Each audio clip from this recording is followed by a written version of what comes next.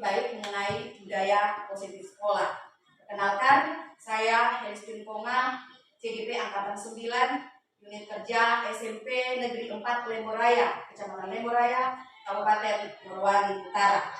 Ya, pada kesempatan ini saya akan berbagi praktik baik mengenai budaya positif sekolah. Banyak hal yang ingin kita ketahui di dalam proses pembelajaran kita setiap harinya, namun tanpa kita sadari apa yang saya presentasikan, apa yang saya paparkan sebentar, sudah kita dapatkan di dalam proses pembelajaran kita setiap harinya. Cuma kita tidak paham, oh ternyata ini maksudnya ketika kita mengajar. Namun sebentar mari kita lihat bersama dalam pemaparan saya mengenai budaya positif di sekolah. Bapak Ibu sekalian, mengenai budaya positif sekolah, ada budaya positif kelas. Budaya positif kelas adalah pembiasaan-pembiasaan baik yang dilakukan di lingkungan kelas yang sesuai dengan nilai-nilai kebajikan yang disepakati bersama. Bapak Ibu, mungkin kita sebagai guru sudah pernah melakukan ini di dalam kelas. Namun kita tidak paham kalau ini ternyata salah satu budaya positif di sekolah itu sendiri. Nah, ini konsep inti dari budaya positif. Yang pertama, perubahan paradigma belajar. Ada disiplin positif dan nilai-nilai kebajikan universal. Kemudian ada teori motivasi, hukuman, penghargaan, dan restitusi. Sebentar ada contoh-contoh video yang saya akan perlihatkan lebih memperjelas kepada kita sekalian, kita sebagai guru ada dalam posisi keyakinan kelas. Mengenai dengan keyakinan kelas, ini biasanya sudah terjadi, Bapak Ibu sekalian. Tanpa kita sadari di kelas, kita bilang, silakan, jangan buang sampah sembarangan, jangan pukul temannya. Itu merupakan salah satu keyakinan kelas, tapi kita tidak pernah membuat keyakinan kelas itu di dalam kelasnya kita. Kemudian Bapak Ibu, ada kebutuhan dasar manusia. Terkadang kita memberikan tugas kepada anak-anak semua serta-merta sama, tanpa kita mengetahui kebutuhan masing-masing anak itu berbeda. Sekarang kita merdeka dalam belajar. Mari kita melihat kebutuhan anak-anak didik kita itu ternyata itu berbeda. 10 anak, 10 karakter yang ada di dalam. Itu yang harus kita sesuaikan dalam proses pembelajaran. Kemudian ada posisi kontrol, ada segitiga restitusi. Di sini posisi kontrol guru dan segitiga restitusi. Perubahan paradigma belajar. Paradigma yang terjadi di sekolah umumnya masih terjebak pada industri. Terkadang Bapak Ibu kalau kita di dalam kelas, kalau ada yang buat salah, sini kau dulu, kita langsung kasih dulu. Padahal ada salah satu cara, yaitu segitiga restitusi. Bagaimana kita memanggil anak, pendekatan kepada anak, dan lain sebagainya, sehingga tidak terjadi bahwa kita memaksakan kehendak kita kepada anak-anak. Itu dia. Kemudian Bapak Ibu, disiplin positif dan nilai-nilai kewajiban universal. Ki Hajar Dewantara menyatakan bahwa menciptakan murid merdeka, maka syarat utama harus memiliki disiplin yang kuat, yaitu disiplin diri yang berasal dari motivasi internal dari dalam diri sendiri. Jika tidak mempunyai motivasi internal, maka diperlukan motivasi eksternal dari luar orang lain untuk mendisiplinkan diri. Nilai kebajikan universal adalah nilai-nilai kebajikan yang disepakati bersama. Memuat di dalamnya. Misalnya si A tidak boleh membuang sampah sembarangan, tempel. Satu lagi, tidak boleh bicara kotor dan lain sebagainya. Ketika ada permasalahan yang muncul, misalnya anak-anak sudah sampai berkelahi karena berbicara kotor dan lain sebagainya, maka kita panggillah dengan menggunakan segitiga restitusi tersebut. Motivasi perilaku manusia. Terdapat 3 keyakinan kelas adalah nilai-nilai kebaikan atau prinsip-prinsip yang disepakati bersama dalam kelas. Prinsip-prinsip pembuatan keyakinan kelas yaitu yang pertama, bersifat lebih abstrak daripada peraturan. Kemudian, berupa pernyataan, selalu dibuat dalam bentuk positif, tidak terlalu banyak agar mudah diingat, dapat diterapkan di lingkungan kelas. Semua anggota kelas berkontribusi dalam penyusunan, ditinjau kembali dari waktu ke waktu. Sudah selayaknya kita sebagai guru dalam Ki Hajar Dewantara itu menuntun anak. Tidak lagi kayak biasanya kita bukan cuma menuntun, tetapi memaksakan ego kita kepada anak-anak. Kumpul tugasmu harus sekarang selesai. Kalau tidak, ada hukumannya yang harus diberikan kepada anak-anak.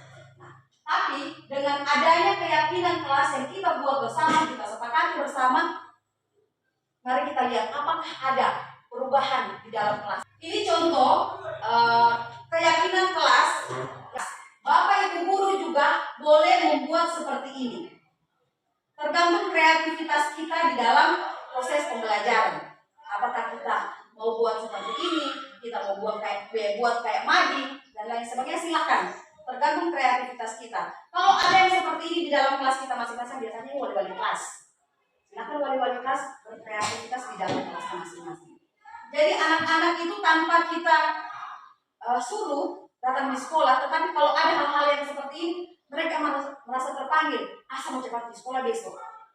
Karena dia punya keinginan, ada rasa nyaman yang dia rasakan di dalam kelas itu sendiri. Kemudian, ini kebutuhan dasar manusia.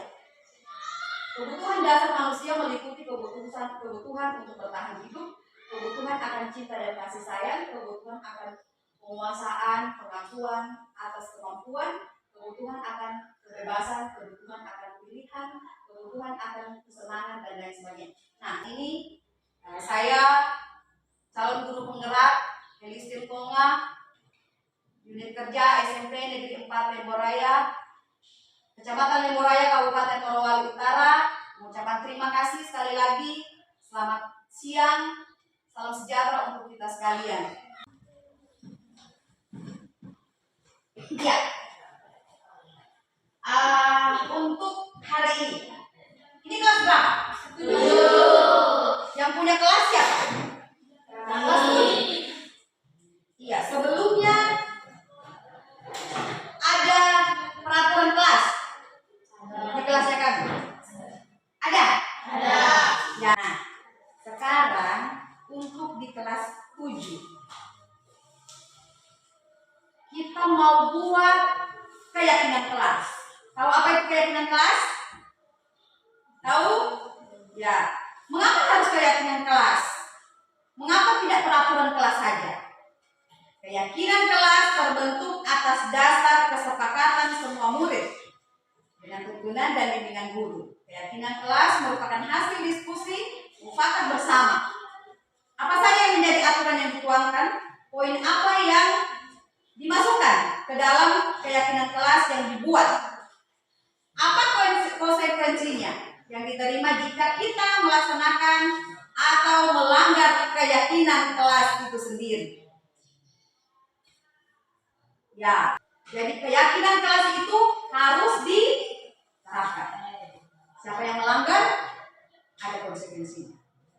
Oke? Sepakat? Oke, kita mulai. Kita mau menentukan keyakinan kelas 7. Keyakinan kelas apa kira-kira yang pertama? Buang sampah sembarangan. Oke, kita tulis. Tidak membuang sampah di sembarang tempat. Lagi. Tidak berbicara kotor. Oke. Jangan bermain di dalam kelas. Tulis atau tidak? Tulis. Sepakat bersama ya? Ya. Tidak berkelahi. Tidak boleh ribut saat proses belajar mengajar. Jangan banyak-banyak, nanti tidak bisa dilaksanakan. Ini merupakan keyakinan kita masing-masing di dalam kelas. Jadi kita bertanggung jawab atas kelas itu. Tidak boleh terlambat. Boleh datang tepat waktu. Jangan apelnya 7.15 Ada yang datang 7.30. Nah, berarti kita melanggar keyakinan kelas kita. Oke? Melaksanakan piket. Membawa HP. Tidak boleh membawa HP terkecuali ya, jika ada yang melanggar kesepakatan keyakinan kelas kita. Ada konsekuensinya. Oke? Ya. Mulai sekarang kita punya keyakinan kelas. Keyakinan kelas, Ibu bacakan kembali. Yang pertama, tidak membuang sampah di sembarang tempat. Yang kedua, kerapian. Yang ketiga, tidak berbicara kotor.